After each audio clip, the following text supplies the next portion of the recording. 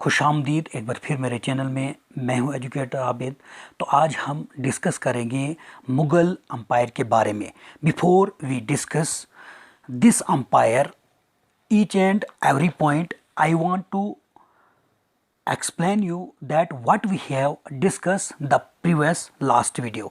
As you know, the previous last video or previous last lecture, we have discussed about the Delhi Sultanate, or simply you can say the sultans of the Delhi, in which we have discussed the about the Albari dynasty, Khilji dynasty, Tughlaq dynasty, Sayyid dynasty and Lodi dynasty.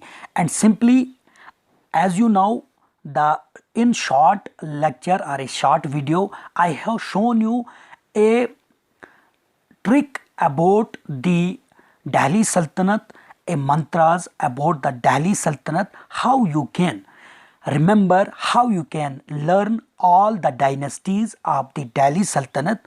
I have told you that the mantra, what I have shown you their mantra, that was Ik Tera Sahara Lodi.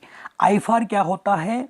अलबरी dynasty, जहाँ पे मैंने आपको ये भी बताया था कि आई की जगह आप ई ले लीजिए, जिसको हम अर्ली टर्किश रूलर भी कहेंगे। और उसके बाद के फॉर क्या होता है? आई के एक के फॉर क्या होता है? खिलजी डायनेस्टी बताया था, तुगलक डायनेस्टी, उसके बाद आता है Sayyid dynasty and Lodi dynasty आता है। अब देख लीजिए, अगर हम लोदी डायनेस्टी की अगर हम बात करेंगे, जो लास्ट दिल्ली सल्तनत की जो लास्ट डायनेस्टी होती है वो क्या होती है? आपकी लोदी डायनेस्टी। अब लोदी डायनेस्टी आप लोग यहाँ पे क्या देखेंगे, जिसमें हमने डिस्कस करा था बाहुल लोदी, उसका जो है अंपायर रह चुके हैं, उसके रूलर रह चुके हैं। इब्राहिम लोदी जो था वो सेकंड उसके रूलर थे लोदी डायनेस्टी के। And the last Lodi dynasties ruler was Ibrahim Lodi. अब देख लीजिए, बाहुल लोदी के बाद जो लास्ट मुगल जो लास्ट आपका दिल्ली सल्तनत का जो क्या कहते हैं रूलर था, वो था इब्राहिम लोदी। जो लोदी डायनेस्टी, एक तेरा सहारा लोदी, जो लोदी डायनेस्टी का पीरियड जो है 1451 एडी से लेकर 1489 तक, लगभग उससे आगे भी थोड़ा बहुत रहा है, तब तक जब तक कि एंट्री यहाँ पे बाबर नहीं मारता है। अब देख लीजिए, यहाँ पे लोदी डायनेस्टी होती है और लोदी डायनेस्टी का जो लास्ट रूलर जो होता है वो होता है इब्राहिम लोदी, और जिसका नाम इस लोदी डायनेस्टी को हम फर्स्ट अफगान डायनेस्टी भी कहते हैं। तो आप देख लीजिए, लोदी डायनेस्टी जो है, इब्राहिम लोदी जो है, उसका पीरियड जो है 1517 एडी से लेकर 1526 तक रहा है। और उसी दौरान जो होता है, क्या होता है, the Mughal umpire who have enter in India and who have defeated the last Delhi सल्तनत रूलर, और सिंपली यू कैन से the Lodi dynasty ruler Ibrahim Lodi in the first battle of Panipat, जो लड़ी गई थी, जो कब लड़ी गई थी? 1526 में जो लड़ी गई थी। और उसके बाद क्या होता है? उसके बाद मुगल अंपायर की फाउंडेशन होती है। तो यही मैंने आपको थोड़ा बहुत ओवरव्यू बताया, how the Mughal empire had been established their empire in India. तो उससे पहले दिल्ली सल्तनत में किस तरह से दिल्ली सल्तनत का डाउनफॉल हो गया और फाइनली किस तरह से मुगल अंपायर जो है वजूद में आ गई। अब यहाँ पे आप देख लीजिए, ruling as large a territory as the Indian subcontinent with such a diversity of people and cultures was an extremely difficult task for any ruler to accomplish in the middle age. अब देख लीजिए, अगर हम बात करेंगे Mughal empire के दौरान में, यहाँ पे हिंदुस्तान की अगर हम बात करेंगे, यहाँ पे बहुत तरह तरह की डाइवर्सिटीज़ थी, अलग अलग किस्म के लोग यहाँ पे रह रहे थे, अलग अलग कल्चर्स हिंदुस्तान में थे। तो ये काफ़ी मुश्किल था। It was very difficult during the period of medieval period. Eight that time एक बहुत बड़ी अंपायर को एस्टेब्लिश्ड करना, इस डाइवर्सिटी में तरह तरह के लोग जो यहाँ पे रह रहे थे, तरह तरह के जो कल्चर्स यहाँ पे थे, मिडिल एज में काफ़ी ये डिफ़िकल्ट था। दरमियानी उम्र में यानी मिडिल एज में किसी भी हुक्मरान को पूरा करने के लिए, यानी कि यहाँ पे हुकूमत करने के लिए, यहाँ पे हुकूमत को एस्टेब्लिश करने के लिए एक इंतहाई मुश्किल काम था। अगर हम बात करेंगे during the period of the Mughal umpire की, अगर हम बात करेंगे उस दौरान में काफ़ी मुश्किलात थी. Quite in contrast to their precedents, the Mughals created an empire and accomplished what had hitherto seemed possible for only short periods of time. अब देख लीजिए, अगर हम बात करेंगे इनके पेशवाओं के बरकस, यानी कि अगर हम इससे पहले जो भी, अगर हम दिल्ली सल्तनत की बात करेंगे, वो पूरी तौर पर क्यों नहीं छा गए थे हमारे हिंदुस्तान पर, इस इंडियन सब कॉन्टिनेंट पर, तो किस तरह से इनके प्रेसिडेंट कौन भी थे, जो भी पीछे से मतलब डायनेस्टीज आई थी, वो पूरी तरह से क्यों नहीं अपनी अंपायर को, अपनी डायनेस्टीज को जो है एस्टेब्लिश कर पाए हिंदुस्तान पर. लेकिन अगर हम बात करेंगे, if you talk about the Mughal umpire, so the Mughal umpire created an umpire and accomplished, और उन्होंने यहां पे कायम करा व्हाट हतीरौठो, जो कुछ भी या क्या अब तक सिर्फ मुख्तसर मुद्दत के लिए मुमकिन लग रहा था. अब देख लीजिए, ये बात जो है इससे पहले क्या था कि what had hitherto seems possible for only short period of time from the latter half of the 16th century. तो इससे पहले अगर यहाँ पे जो भी हुकूमतें रही हैं, यहाँ पे जो भी रूलर रहे हैं, अगर वो मुख्तसर मुद्दत के लिए ही उन्होंने अपनी डायनेस्टीज़ को, अपने रूल को जो है एस्टेब्लिश्ड वो लोग कर पाए फॉर ए शॉर्ट टाइम के लिए ही. लेकिन if you talk about the 16th century, अगर हम 16th सेंचुरी की बात करेंगे, they expanded their kingdoms from Agra and Delhi until in the 17th century they control nearly all of the subcontinent. लेकिन if you talk about the Mughal Empire, अगर हम Mughal umpire की बात करेंगे तो उन्होंने 16 और 16th सेंचुरी में इन्होंने जो है अपनी अंपायर को जो है, अपनी सल्तनत को जो है, अपने रूल को जो है उन्होंने लगभग आगरा और दिल्ली तक फैलाया. और उसके बाद 17th सेंचुरी में उन्होंने ऑलमोस्ट जो है तकरीबन जो है 17th सेंचुरी में they had control nearly all of the सब कॉन्टिनेंट. तो तकरीबन ऑलमोस्ट उन्होंने जो है इस सब कॉन्टिनेंट पे जो है कंट्रोल करा. They imposed structure of the administration and ideas of governance that outlasted their rule, leaving a political legacy that succeeding rulers of the subcontinent could not ignore. अब देख लीजिए, एक ऐसी सियासी मीरास को छोड़कर जो बड़े सगीर के हुक्मरानों को कामयाब होते हैं, कामयाब बनाते हैं, तो इस तरह से जो है कि लेगेसी, उनका जो स्ट्रक्चर ऑफ एडमिनिस्ट्रेशन जो था या आइडियाज ऑफ जो गवर्नर जो था हुकूमत करने का,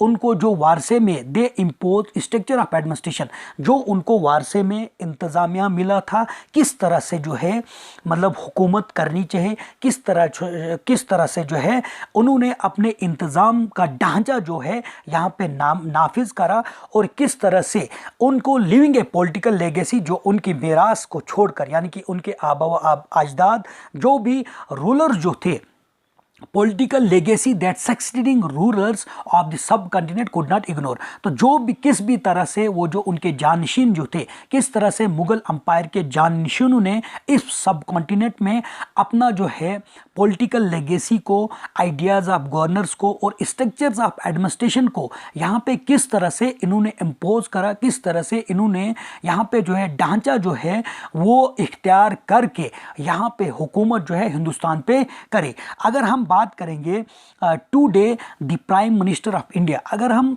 प्राइम मिनिस्टर ऑफ इंडिया जो होता है वो addresses the nation on independence day from the ramparts of the red fort in Delhi, the residence of the Mughal empires. अब देख लीजिए, अगर हम बात करेंगे यहाँ पे आर्ट एंड कल्चर की, अगर हम बात करेंगे, अगर हम हिंदुस्तान में जिस भी तरह से आर्ट एंड कल्चर जो है, फन तामीर जो है, अगर हम मुगल अंपायर की बात करेंगे, रेड फोर्ट को बनाया गया, जामा मस्जिद को बनाया गया, यहाँ पे आगरा की अगर हम बात करेंगे वहाँ पे ताजमहल को बनाया गया, इसी तरह से हुमायूं टोम है, उसी तरह से आदाई दीन का जो है वो जोपड़ा है. अगर हम बात करेंगे काफ़ी मतलब जो है। और अगर हम द आगरा फोर्ट की बात करेंगे, उसी तरह से हुमायूं टोम की अगर हम बात करते हैं, फतेहपुर सिकरी की अगर हम बात करेंगे, द फोर्ट ऑफ इलाहाबाद की अगर हम बात करेंगे, अमर महल की बात करेंगे, दीवाने आम और दीवाने खास की हम बात करते हैं, तो यहाँ पे दीन महल और उसी तरह से यहाँ पे है जोधाबाई पैलेस की अगर हम बात करेंगे, द खास महल की बात करेंगे,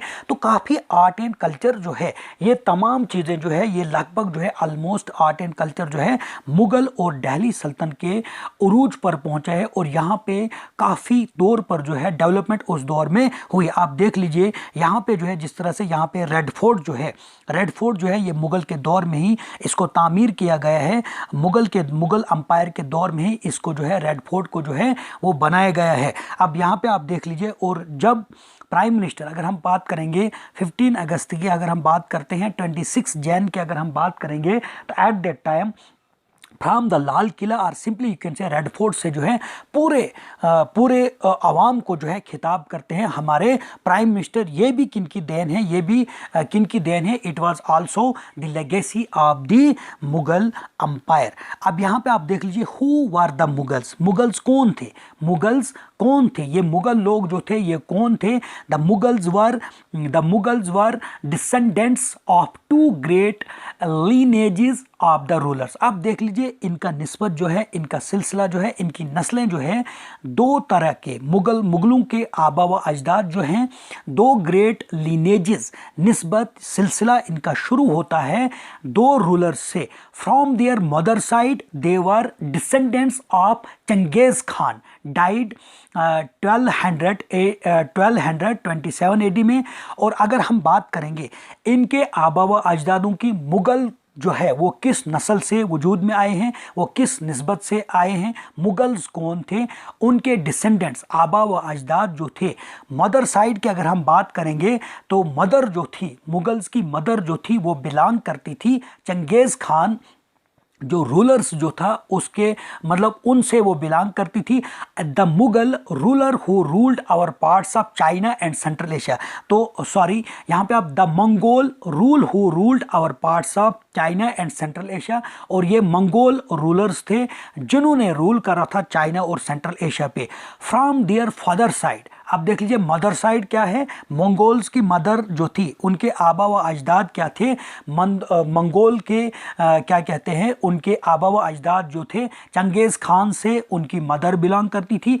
और अगर हम बात करेंगे उनके फादर की, अगर हम बात करेंगे father side, they were the successor of Timur, died 1404। आप देख लीजिए 1404 में जो है तैमूर डाइड होते हैं। और मदर्स अगर हम फादर साइड की बात करेंगे वो तैमूर से मुगल्स जो थे वो बिलोंग करते। सिंपली अगर हम कहेंगे if you talk about the Mughals, who were Mughals were belong to great lineage of the rulers. Mother side were the Genghis Khan and father side were the what you say that was the Timur, जिसको हम लोग तैमूर कहते हैं। अब यहाँ पे आप लोग देख लीजिए the rulers of Iran, Iraq and modern day Turkey. अब देख लीजिए ये तैमूर जो था, ये सक्सीसर जो वारसा में यानी कि जो जानशीन जो था, यानी कि अगर हम बात करेंगे मुगल्स कौन थे, उनकी नस्लें मतलब वजूद में किन कौमों से वजूद में आई थी, या सिंपली हम कहेंगे उनके आबा व अजदाद कौन थे, उनके आबा व अजदाद जो थे। अगर हम मदर साइड की बात करेंगे तो मदर साइड में उनके डिसेंडेंट्स जो थे वो थे चंगेज़ खान से बिलोंग करते थे, और जिनका रूल जो था चाइना और सेंट्रल एशिया पे थे। अगर हम मदर साइड की बात करेंगे, if you talk about the mothers, sorry अगर हम if you talk about the father side, they were the successor of the Timur. और ये तैमूर कौन था, जो रूल कर रहे थे, दे वर तैमूर जो था ये रूल कर रहा था ईरान पे, इराक पे और मॉडर्न डे टर्की पे। ये क्या करते थे, अपना जो है इनका रूल चलता था। However the Mughals did not like to be called the Mughal और मंगोल। तो इस बेस पे हम इनको मुगल्स या मंगोल्स नहीं कह सकते हैं। It is only because of their descendants were belong to two great lineage of the rulers. Mother sides were the Genghis Khan and father side were the Timur, और हम ये इनको मंगोल या इनको हम जो है मुगल्स नहीं कह सकते हैं। This was because Genghis Khan memory was associated with the massacre of innumerable people. अब देख लीजिए, अगर हम बात करेंगे तो ये चंगेज़ खान जो है ये हिस्ट्री में जो है एक बहुत बड़े जालिम जो है बादशाह गुजर चुके हैं। इन्होंने जो है कहा जाता है ये अपने जो है लाशों के मतलब कुतुब मीनार इसने जो है पूरी दुनिया में जो है सेंट्रल एशिया की, चाइना की बात करें, काफ़ी जालिम ये बादशाह रह चुके हैं।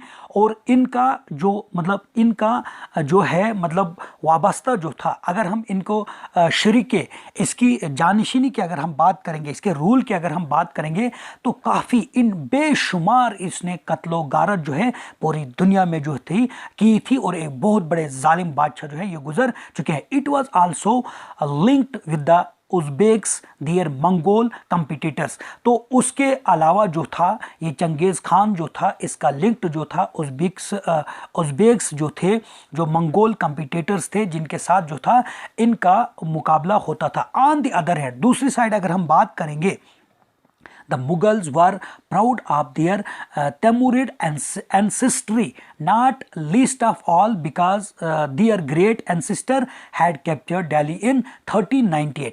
तो ये मुगल्स जो थे ये प्राउड फील कर रहे थे तैमूरिड के जो एंसेस्टर थे। It is only because of the they have captured Delhi during the period of the 1398।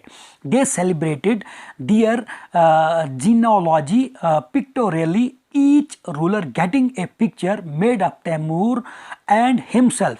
अब यहाँ पे आप टेक ए लुक, यहाँ पे आप लोग देख लीजिए मुगल आर्मी ऑन कैंपेन। ये जो है मुगल आर्मी जो है यहाँ पे आप लोग देख लीजिए, यहाँ पे जो है आपका मुगल अंपायर जो है, मुगल जो है कि इसकी किस तरह से आपकी जो है यहाँ पे पिक्चर में दिया गया है कि मुगल आर्मी जो थी किस तरह कैंपेन में है, किस तरह वो जंग के लिए चली जाती है। अब सिंपली यहाँ पे आपने क्या देखा, they celebrated their genealogy pictorially, each ruling getting a picture. अब देख लिए सिलसिला, जो इनका सिलसिला जो था, जो निस्बत जो थी, इनकी नस्ल जो थी, जो किसी कुदरत आला तक जो था मतलब वो बताया जा सकता है। अब देख लीजिए सिंपली आपको यहाँ पे क्या था, हुआ रूलर्स आपने क्या देखना है, मदर साइड चंगेज़ खान था और फादर साइड उनका तैमूर था।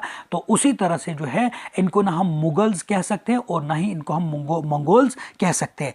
अगर हम बात करेंगे, if you talk about the What you say if you talk about the Mughal military campaigns. अब यहाँ पे आप देख लीजिए मुगल मिलिट्री कैंपेन्स जो होती है, ये होता है मुगल फ़ौजों की मुहिम, मुगल फ़ौजों की जंगें। अब यहाँ पे आप अंदाज़ा लगा सकते हैं कि यहाँ पे आप लोग जो है खुद ही आप यहाँ पे ऑब्ज़र्व कर सकते हैं किस तरह से मुगल अंपायर की जो मुगल अंपायर की जो फ़ौजें होती थी, किस तरह से वो मुहिम शुरू करती थी, किस तरह से वो लोग जो थे कैंपेन मीन क्या होता है, जंग करना, किस तरह से वो लोग करते थे। अगर हम बात करेंगे यहाँ पे आप देख लीजिए Babur the first Mughal empire 1526 to 1530 succeed to the throne of Fergana in 1449 when he was only 12 years old। अगर हम बात करेंगे if you talk about the Mughal empire, अब सिंपली यहाँ पे आप देख लीजिए मुगल अंपायर किस तरह से यहाँ पे हमारे हिंदुस्तान में एंट्री। देखो द मुगल अंपायर का जो पीरियड रहता है 1526 से लेकर 1862 तक लगभग जो है वहाँ तक रहता है। अगर हम ग्रेट मुगल अंपायर की बात करेंगे तो 1526 से लेकर AD to 1707 तक उनका रहता है, लगभग 181 ईयर्स तक जो है ग्रेट मुगल अंपायर का रूल रहता है। अगर हम बात करेंगे if you talk about the letter period, तो लेटर पीरियड जो है इनका स्टार्ट होता है 1707 AD से लेकर, तो लगभग ये जो है बहादुर शाह जफर सेकंड, जिसको बहादुर शाह जफर सेकंड जिसको कहा जाता है, 1862 तक जो है मुगल अंपायर का राज रहता है। अब अगर हम बात देखो मुगल अंपायर की एंट्री जो है, Mughal empire the Mughal rule begins with the victory of Babur और Ibrahim Lodi in the first battle of Panipat AD 1526 में। तो सिंपली मैंने अगर हम बात करेंगे what we have discussed the previous last chapter in Delhi Sultanate, where I have told you one mantra, that was एक तेरा सहारा लोधी, जिसमें हमने पढ़ा था the last dynasty of the, what you say, the Delhi सल्तनत वाज, वो कौन था? वो था आपका लोधी डायनेस्टी, जिसको हम फर्स्ट अफगान डायनेस्टी भी कहते हैं। तो लास्ट वन अंपायर उनका क्या था? इब्राहिम लोधी। और जिसको इब्राहिम लोधी को कौन हराता है फर्स्ट बैटल ऑफ पानीपत में, यहाँ पे कौन हराता है उसको बाबर हराता है। And who have established the Mughal empire with a brief interval of 15 years when Sher Shah Suri and his successor ruled the country. The Mughal empire lost it from AD 1526 to AD 1707 for 181 years ruled the country the Mughal empire. अब यहाँ पे आप लोग देख लीजिए कि in between आप देख लीजिए 1540 से लेकर 1555 तक जो है बीच में एक और जिसको कहा जाता है शेर शाह सुर डायनेस्टी, जिसको कहा जाता है। अब देख लीजिए ये सुर डायनेस्टी जो थी ये किससे बिलोंग करती थी?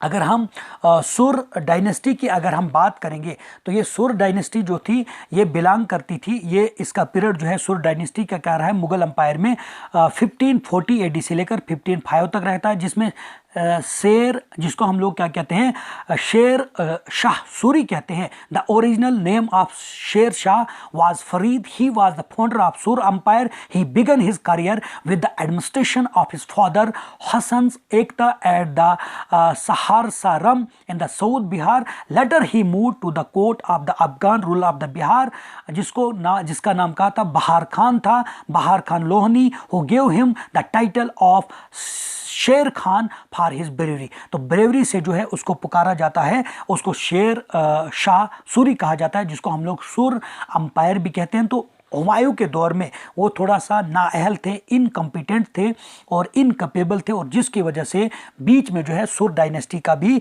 क्या कहते हैं ये जो है रूल मतलब जो है कायम रहता है। The Mughal dynasty produce 6 great Kings. आप देख लीजिए बाबर, हुमायूं, अकबर, जहांगीर, शाहजहां और औरंगजेब। जो मैंने लास्ट इसका थोड़ा सा 3 to 5 मिनट्स की जो मैंने इसको वीडियो जो है आपको इस मंत्र को सिखाने की कोशिश करी है, जिसमें मैंने आपको सिखाया था बादशाह, BHAJ, ऐसे बादशाह क्या है? B for Babur, H for Humayun, A for Akbar, J for Jahangir और शाहजहां, उस एस फॉर शाहजहां और A फॉर आपका क्या है? औरंगजेब है। जिसमें इसके जो ग्रेट रूलर्स जो रहे हैं बाबर से लेकर औरंगजेब तक जो रहे हैं, जिनका पीरियड जो है 1526 से लेकर 1540 तक रहा है, उसको मैंने वहां पे जो है इलस्ट्रेटिव आपको एक मंत्र बताया है बादशाह, जो आपको सिंपली तौर पर विदिन कुछ ही सेकंड की बात या मिनट के, हम 1 मिनट की बात करेंगे, जहां पे आपको ये ग्रेट रूलर्स जो हैं प्रॉपरली आपको जो है सिक्वेंसली और ये आपको जो है पूरी तौर पर जो है आपको याद हो जाएंगे। अब यहाँ पे आप लोग देख लीजिए, these Mughal kings are known as the great. अब देख लीजिए सिंपली आपको यहाँ पे आपको ऑब्जर्व करना है 1526 से लेकर 1526 से लेकर 1707 तक का जो पीरियड है, जिसको मैंने आपको कहा लगभग 181 ईयर्स का रहता है, और इसको कहा जाता है great 6 great Kings Mughal umpire को, या इसको great Kings of Mughal umpire कहा जाता है, जो 6 इसमें जो है मुगल अंपायर आए हैं। They gradually made India their home, और इन लोगों ने क्या है आहिस्ता आहिस्ता से जो है हिंदुस्तान को अपना घर बनाए। They give an efficient administration and political unity to India, और उन्होंने जो है एक एफिशिएंट मतलब पूरा मुकम्मल जो है एक ऑथेंटिक जो है इफेक्टिव एडमिनिस्ट्रेशन को उन्होंने नाफिज करा, और पॉलिटिकली तौर पर जो है पूरे हिंदुस्तान को यूनाइट करा, यानी कि पूरे इस सब कॉन्टिनेंट पर जो है हुकूमत करी। अब देखिए during Mughal age the fame of India separate throughout the world, और मुगल पीरियड में जो है पूरी दुनिया भर में जो है पूरे वर्ल्ड में जो है पूरे दुनिया में जो है ये एक मशहूर मुल्क माने जाने लगा। The country generally enjoyed peace and prosperity and was full of wealth and luxury, क्योंकि ये हिंदुस्तान जो है पूरी दुनिया में इस बात पे जो है माना जाता था, क्योंकि यहाँ पे जो था अमन था, प्रॉस्पेरिटी थी, खुशहाली थी, और ये हिंदुस्तान जो है पूरा सोना चांदी की दौलत से भरा हुआ था और काफ़ी लग्जरी थी। Art, architecture literature and progress. Many new cities and grand buildings were erected.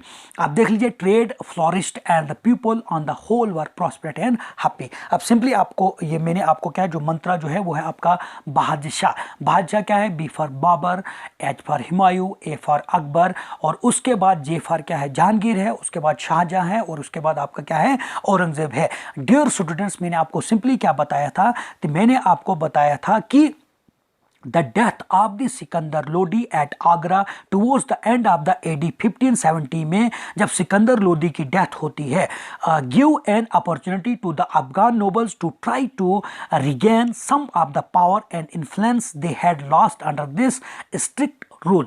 अब यहाँ पे this led to conflict between Ibrahim Lodi the son and the successor of the Sikandar Lodi and the order and the older nobility. अब यहीं पे आप लोग देख लीजिए तो किस तरह से बाबर जो है वो जो है इब्राहिम लोदी को फर्स्ट बैटल ऑफ पानीपत में हराता है, और यहीं से उनका शुरू जो होता है पीरियड जो है मुगल अंपायर का शुरू, मुगल अंपायर का, मुगल रूलर्स को जो है पीरियड शुरू होता है। अब यहाँ पे आप लोग देख लीजिए, यहाँ पे आप सिंपली देख लीजिए, अगर हम बात करेंगे बाबर की, Babur was the founder of the Mughal empire in India, तो बाबर ही फाउंडर था। Who was the founder of the Mughal empire? Babur was the founder of the Mughal empire. He was descendant in the male line from Timur, तो male line से, father side से वो तैमूर से belong करते थे, और फीमेल लाइन से वो जो है चंगेज खान थे। यानी कि दो तरह के कुंबू से, दो तरह की नस्लों से, दो तरह के आबा व अजदाद से ये मुगल अंपायर जो थे वो वजूद में आए हैं। तो मदर साइड की अगर हम, मेल साइड की अगर हम बात करेंगे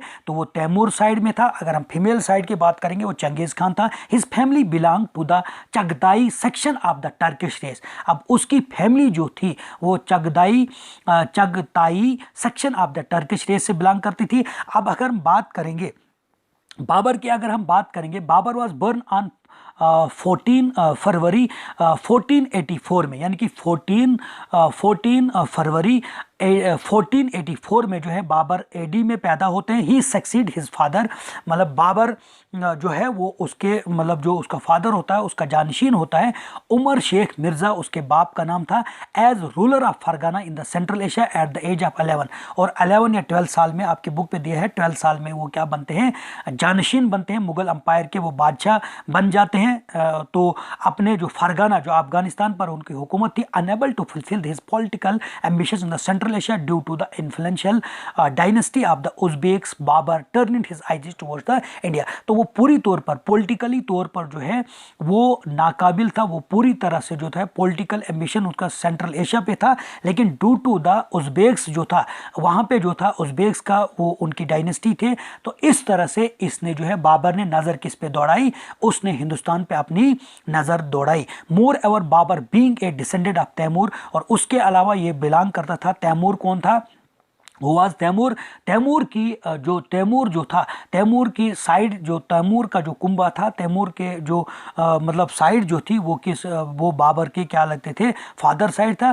put forward legitimate claims over India territories as Punjab was a part of the Timurid empire. अब ये कहते थे ये पंजाब जो है ये तैमूरिड अंपायर का है। Babur moved over Punjab and India was also prompted by the change in the political situation in India, the death of the Sikandar Lodi. अब उसके बाद आप लोग देख लीजिए, देखते हैं कि किस तरह से इब्राहिम लोदी जो था वो होता है। अब अगर हम बात करेंगे, if you talk about the founder of the Mughal empire, तो मैंने आपको क्या बताया? बाबर जो था, who was the founder of the Mughal empire? Babur the first Mughal empire 1526 लेकर 1530 तक जो थे ये यहाँ पे जो है जानशीर रहते हैं, यहाँ पे मुगल अंपायर के फाउंडर रहते हैं। Succeeded to the throne of the Fergana in 1494 when he was only 12 years old. वो जानशीन बने। तो फरगाना क्या था? फरगाना जो था उस वक्त क्या कहते हैं, फरगाना कहाँ पे है? अफगानिस्तान की। वो उसके बाप जो थे वो जिसका नाम क्या मैंने आपको बताया कि शेख मिर्ज़ा जो थे, उमर शेख मिर्ज़ा जो थे, who was the father of the Babur and Babur was the succeeded after the death of his father during the period of the 1494 when he was only जो सिर्फ 12 साल की उम्र में जो है वो बादशाह बन गए. He was forced to leave his ancestral throne due to the invasion of another Mongol group, the Uzbeks. अब देख लीजिए he was forced. अब देख लीजिए 12 साल में वो तो बादशाह बन गए, लेकिन उन पे कन्फ्लिक्ट की अगर हम बात करेंगे तो मैंने आपको क्या बताया वहाँ पे influential more ever being a descendant of Timur put forward legitimate. ये वाला पॉइंट नहीं, यहाँ पे आप देख लीजिए कि जैसे वो 11 या 12 साल की उम्र में वो जो बाबर जब बादशाह बन जाता है, वो कायम करता है, वो जो है जानशीन बन जाता है, अपनी फरगाना का जानशीन बनता है, तो वहाँ पे कन्फ्लिक्ट क्या होता है, unable to fulfil his political ambitions in Central Asia due to the influential dynasty of Uzbeks. Babur turned his. अब देख लीजिए उज़्बेक्स जो था, द मेन कन्फ्लिक्ट किसके दरमियान में था, मंगोल ग्रुप जो था वो हमेशा उसको तख्त व ताज जो भी उसको अपने एंसेस्ट्रल ने उसको जानशीन बनाया था, तो मंगोल जो थे और जो उज़्बेक्स मंगोल जो थे due to the invasion of the another Mongol group, जो मंगोली वो भी थे लेकिन वो क्या थे, वो उज़्बेक्स थे. ये एक बहुत बड़ी चैलेंज किस पर थी, यहाँ पे बाबर के ऊपर थी, जो फरगाना में हुकूमत कहाँ पे, जो रूलर कहाँ के थे, जो रूलर जो थे वो कहाँ के थे, अफगानिस्तान. फरगाना कहाँ था, अफगानिस्तान में था. After years of wandering he seized Kabul in 1500. तो कुछ बरसों के बाद उसने क्या करा, घूम फिर के, यानी कि हम सिंपली कहेंगे उसने जो है 1504 में काबुल को जो है उसने सीज करा, अपने कब्जे में लाया. इन 1526 ही defeated the sultan of Delhi. और हमने बात करी इब्राहिम लोदी को, वो जो है फर्स्ट बैटल ऑफ पानीपत में जो है 1526 एडी में जो है वो डिफीट करते हैं इब्राहिम लोदी को at Panipat and capture Delhi and Agra. तो किस तरह से, तो सिंपली अगर हम बात करेंगे, if you talk about the Mughal empire, why they have established, why they have established their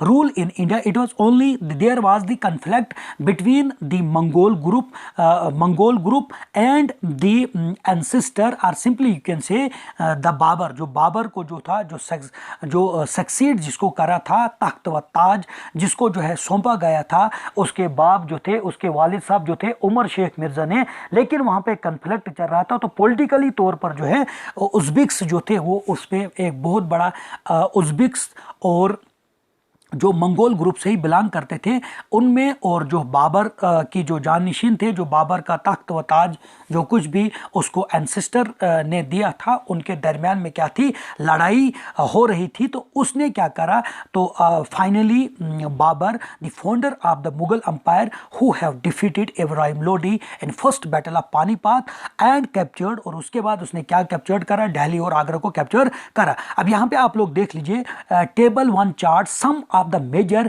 campaigns of the Mughal empire. यहाँ पे आप लोग देख लीजिए, if you look here they have used there the technology. आप यहाँ पे तोपों को देख लीजिए कि किस तरह से, इस चार्ट में आप लोग यहाँ पे देख सकते हैं किस तरह से उस वक्त मुगल एम्पायर का जो उसके जब उन्होंने जंग करी, जब उन्होंने मैदान में वो लोग उतरे, जब मुगल एम्पायर जो मुगल रूलर जो था, फाउंडर जो था, बाबर जो था, वो किस तरह से मेजर कैंपेन्स उसके जंगजू यहाँ पे आप लोग देख सकते हैं. Study it carefully and see if you can notice any long term patterns. You will notice for example that the Afghans were an immediate threat to Mughal authority. अब देख लीजिए किस तरह से मुगल जो that the Afghans were an immediate threat to the Mughal authority. अब मुगल अब जैसे ही क्या कहते हैं, बाबर जो है वो फरगाना का, वो काबुल के, मतलब जब वो काबुल को 1504 में वो उसको कैप्चर करते हैं, उसको सीज करते हैं, क्योंकि वहाँ पे कन्फ्लिक्ट चल रहा था. जो मंगोल का एक ग्रुप जो था जिनको उज़्बेक्स कहा जाता है, उनके और बाबर के दरमियान में जो कन्फ्लिक्ट चल रहा था, उनको जब उनने डिफीट करा, जैसे ही उसने काबुल पर अपना कब्जा पूरी तरह से जमा दिया, तो उसके बाद उसने जो है 1526 में किसको हराया उसने, इब्राहिम लोदी को, जो यहाँ का सुल्तान ऑफ दिल्ली जो था वो था Ibrahim Lodi first battle of Panipat में उसने उसको हराया और कैप्चर क्या करा, दिल्ली और आगरा को। तो ये यहाँ पे इसमें इमीडिएट थ्रेट जो थी मुगल अथॉरिटी के लिए, जो एक थ्रेट जो थी वो किन की थी, वो थी उनकी अफगान। तो who were Afghan, Afghan were also the last, simply you can से जो लास्ट जो फर्स्ट डायनेस्टी ऑफ अफगान कहते हैं, जिसको हम लोग लोदी डायनेस्टी भी कहते हैं, ये थ्रेट थी। Note the relationship between the Mughals and the Hammuz, see also chapter 7, the 6, see also chapter 8 and 10, and Mewar and Marwar, see also chapter 9. How was Humayun's relationship with the Safavid Iran different from Akbar's? Did the annexation of the Golconda and Bijapur in Aurangzeb rank and hostilities in the Deccan? अब देख लीजिए दौरे हुकूमत में किस तरह से गोलाकांडा and Bejapur का अलहाक दक्कन में जो है दुश्मनी ख़त्म कर, और किस तरह से जो यहाँ पे अगर हम बात करेंगे मैरवार थे, मारवार थे, यहाँ पे राजपूत थे, सिख्स थे, तो किस तरह से यहाँ पे इनका जो है रिलेशन होता है, और फाइनली किस तरह से इस दौरे हुकूमत में एक अलहाक के तहत जो है ये हॉस्टिलिटी, अगर हम अफगान्स की बात करें, अफगान के मतलब जो उनके साथ उनको लड़ाई चल रही थी, किस तरह से उन लोगों ने जो है किस तरह से उन वो लोग जो है आपस में एक हो गए, और कौन सी ऐसी ट्रेटी थी, कौन सा ऐसा एनेक्सेशन अलहाक उनके दरमियान वो it was only did the annexation of the Golconda in Bijapur in Aurangzeb रेंग, क्योंकि Aurangzeb who were the Aurangzeb was the last great king of the Mughal empire, और जिसका पीरियड जो है तकरीबन जो है उसका पीरियड जो है 1707 AD तक रहा है। उसके दौरान जैसे अलहाक होता है, इनके जो भी मतलब यहाँ पे मुगल अंपायर में, मुगल बादशाहों में जिस भी तरह से जो भी कन्फ्लिक्ट उनको तो जो था, जो भी दुश्मनी यहाँ पे जो है हिंदुस्तान में उनके जो भी दुश्मन थे, ये एक इस अलहाक के तहत, इस एनेक्सेशन के तहत वो जो है उनको जो है यहाँ पे दुश्मनी जो है वो ख़त्म हो जाती है। अब सिंपली मैं यहाँ पे आपको मेन पॉइंट जो है आपको थोड़ा बहुत जो है जिसको नोटिस करना है, दैट इज़ वो क्या था, यहाँ पे इन्होंने क्या करा था। तो अगर हम देखेंगे यहाँ पे जो है मुगल, तो cannons were an important addition in 16th century. अब यहाँ पे आप लोग देख, जो मैंने आपको तोहफे कहा था, cannons were an important addition in 16th century warfare. इस जंग में, इस जो जंग व जदल ये लड़ी गई थी, इसमें Babur used them effectively in the first battle of Panipat. इन तोफ को जो है इब्राहिम लोदी को सिंपली तौर पर उसको, क्योंकि वो भी अफगानी था, और दिल्ली सल्तनत जो थी, जो लोदी डायनेस्टी जो थी, जिसको फर्स्ट अफगान डायनेस्टी भी कहा जाता है, इसको जो है बाबर ने इन तोहफों के जरिए हराया था। और गन पाउडर, अब यहाँ पे आप लोग देख लीजिए कैनन्स वार वगैरह वगैरह, उसके बाद गन पाउडर जो था, gunpowder technology was brought to India for warfare in the 14th century. तो 14th सेंचुरी में ही जो है वारफेयर के लिए, जंग व जदल के लिए, जंगों को लड़ने के लिए जो है गन पाउडर का जो टेक्नोलॉजी जो थी, जो तोहफों की, यानी कि ये जो तोहफे इस्तेमाल करी गई है ये 14th सेंचुरी में, और इनमें पाउडर इस्तेमाल कराया गया है। Firearms were used for the first time in region such as Gujarat, Malwa and Deccan, और दक्कन, गुजरात और मालवा। तो इसी तरह से यहाँ पे and was used by Babur in early 16। तो इसको जो है अर्ली 16 में भी मतलब किसने, बाबर ने इस्तेमाल करा था। तो बाबर ने किस तरह से अपने पाँव यहाँ पे जमाए वो आप यहाँ पे देख लीजिए। अब देख लीजिए मुगल अंपायर, ये चार्ट जो है ये मैंने आपको आई हैव डिस्कस इलस्ट्रेटली कि बाबर जो था, मैंने आपको यहाँ पे क्या बताया था, यहाँ पे मैंने एक ही मंत्र बताई थी, वो बताई थी BHAJSA, जिसको आप लोग क्या पढ़ेंगे, बादशाह, बादशाह। तो बादशाह क्या है, B for Babur, H for Humayun, A for Akbar, J for Jahangir, S for Shahjahan और A फॉर औरंगजेब। तो ये पूरी तरह से आपका इनका पीरियड जो है मैंने वहाँ पे मैं आपको बता चुका हूँ। आपको इसको अच्छी तरह से विद इन सेकंड याद करेंगे। ये पॉइंट जो है ये आपको काफ़ी मतलब किस किंग ने, किस रूलर ने कौन सी पॉलिसीज बनाई थी, एडमिनिस्ट्रेशन में किस तरह से उन्होंने जो है यहाँ पे तरमीम करी थी, किस तरह से उन्होंने एडमिनिस्ट्रेशन का ढांचा बनाया, किस तरह से उन्होंने जो है यहाँ पे न्यू आइडियाज़ को, गवर्नेंस को करने के लिए उन लोगों ने किए। तो ये था आपका, यहाँ पे आप लोग देख लीजिए, who was the founder of the Mughal empire. The founder of the Mughal empire was the Babur, and the period of the Babur was 1526 to 1540 AD तक जो है। और the full name of the Babur was Zahiruddin Muhammad Babur, इसका पूरा नाम था। अब यहाँ पे आप लोग देख लीजिए मुगल ट्रेडिशन ऑफ सक्सेशन, तो किस तरह से ऊपर देख लीजिए ये जो चार्ट यहाँ पे बताए गए हैं। तो मैंने आपको क्या बताया, BHAJ ऐसे बादशाह, B for Babur, H for Humayun, A for Aurangzeb, A for क्या है आपके पास अकबर, और J for Jahangir, S for Shahjahan, and the last one great Mughal king was that was Aurangzeb, and his period was 1658 to 1707 तक उसका रहा है। उसके बाद किस तरह से ये जानशीन मुगल ट्रेडिशन ऑफ सक्सेशन, जानशीनी के मुगल रिवायात क्या थे, किस तरह से उनकी जानशीन जो है वजूद में आ गए। The Mughals did not believe in the rule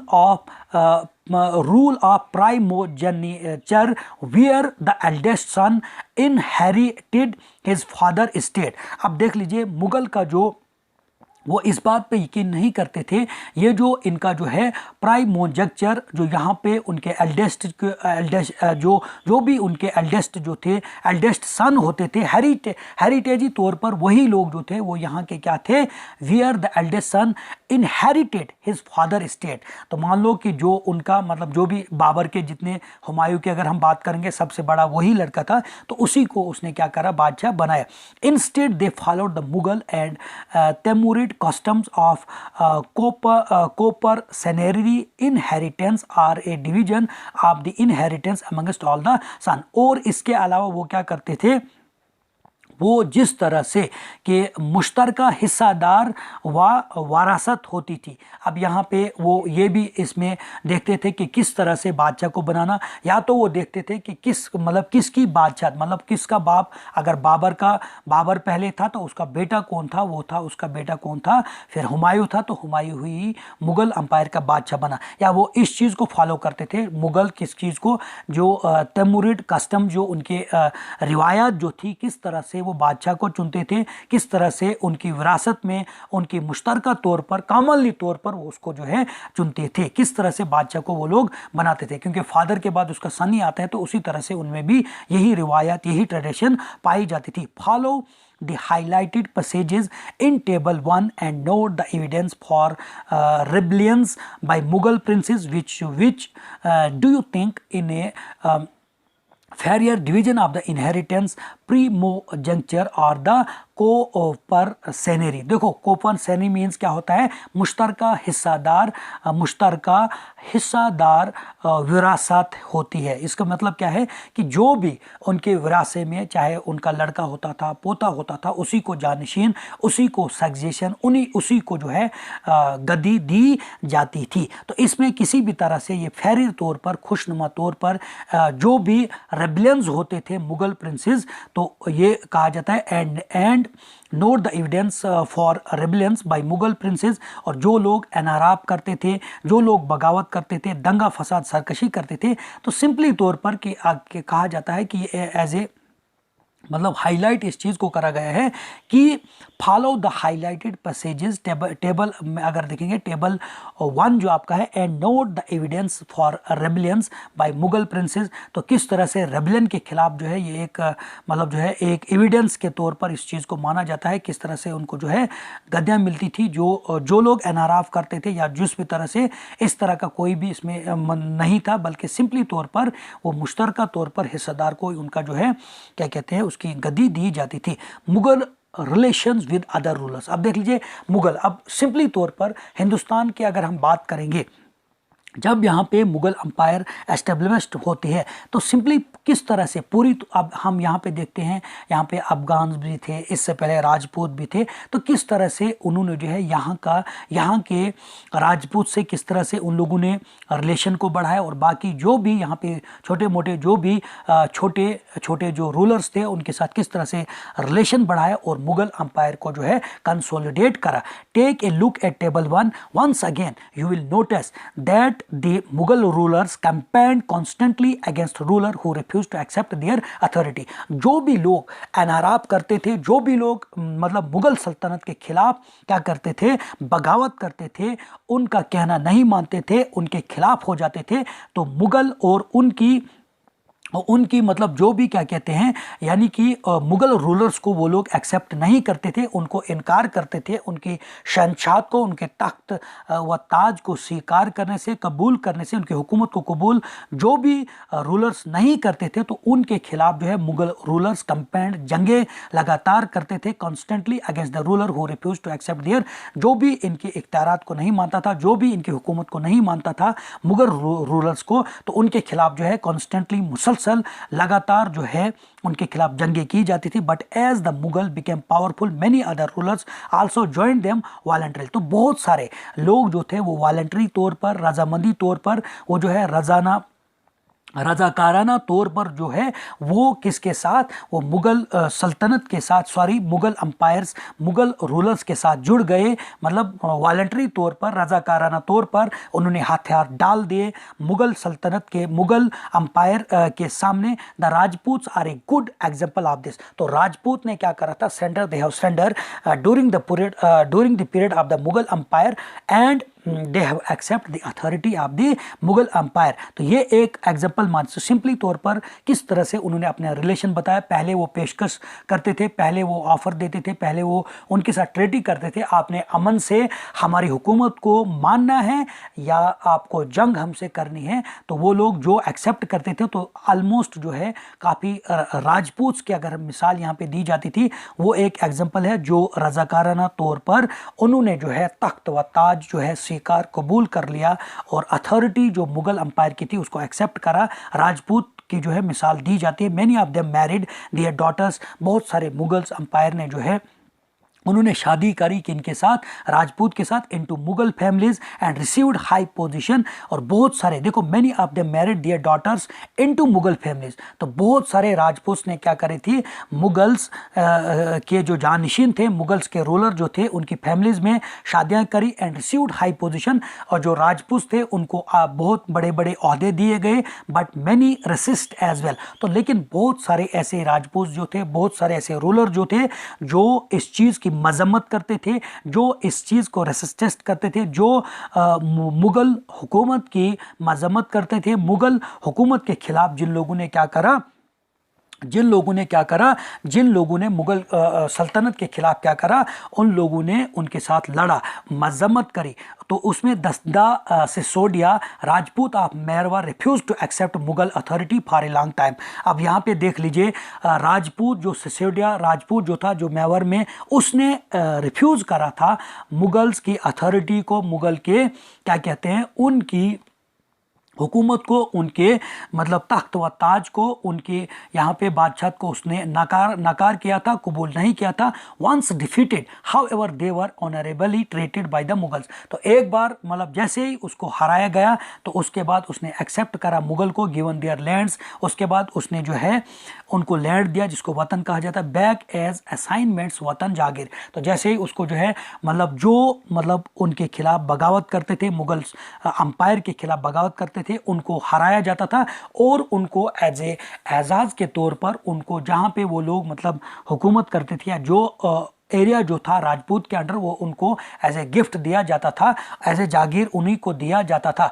the careful balance between defeating but not humiliating their opponents enable the Mughal to extend their influence over many kings and chieftain. अब देख लीजिए, इसमें इसकी देखभाल जो थी, डिफीटिंग, अब the careful balance between defeating और केयरफुल, इसमें क्या था, जिन लोगों को डिफीट किया जाता था, but not humiliating their opponents enable the Mughals to extend their influence over many kings and chieftain. लेकिन बहुत जो छोटे छोटे, इसके अलावा मतलब एक तो राजपूत की बड़ी चैलेंज थी हिंदुस्तान में मुगल अंपायर के लिए, और दूसरा कौन था, जो छोटे छोटे सरदार जो थे अपने अपने लोकलिटी के, जिनका इन्फ्लुएंस चलता था, तो वो उनके खिलाफ थे। वो जो है है जिल्लत जिल्लत मतलब वो भी जो थे but not humiliating their opponents enable the Mughal to extend their. और जो लोग क्या करते थे, जो मतलब मुगल रूलर्स के खिलाफ नहीं होते थे, जो उनकी हुकूमत को बढ़ाने से नहीं रोकते थे, उनके खिलाफ किसी भी तरह से उनको जिल्लत या उनके अपोनेंट जो भी नहीं होते थे उनके खिलाफ किसी भी तरह मतलब गलत कार्रवाई या उनको मारा या दाड़ा नहीं जाता था during the period of the Mughal empire. But it was difficult to keep this balance all the time. लेकिन इनके आप देख लीजिए, जो राजपूत जो थे जिनको हराया जाता था या जिनको जलील किया जाता था, जिनको जो है रुस्वा किया जाता था अपने तख्त व ताज से, वो तो नहीं बोल जाते कि हमारे ऊपर जो है मुगलों ने जो है वो क्या कहते हैं हमारे ऊपर जुल्म करा था, हमारे ऊपर जुल्म किया है, वो उस बात को नहीं बोलते। तो इसको बैलेंस करने के लिए काफ़ी मुश्किलात थी। Look at table 1 again, note that Aurangzeb insulted Shivaji when he came to accepted Mughal authority. तो किस तरह से मुगल का जो लास्ट ग्रेट क्या कहते हैं रूलर जो था औरंगजेब, किस तरह से उसने शिवाजी को इंसल्ट करा था और किस तरह से उसने ही केम टू एक्सेप्ट, किस तरह से फिर उसने मुगल अंपायर की अथॉरिटी को स्वीकार करा था, कबूल करा था।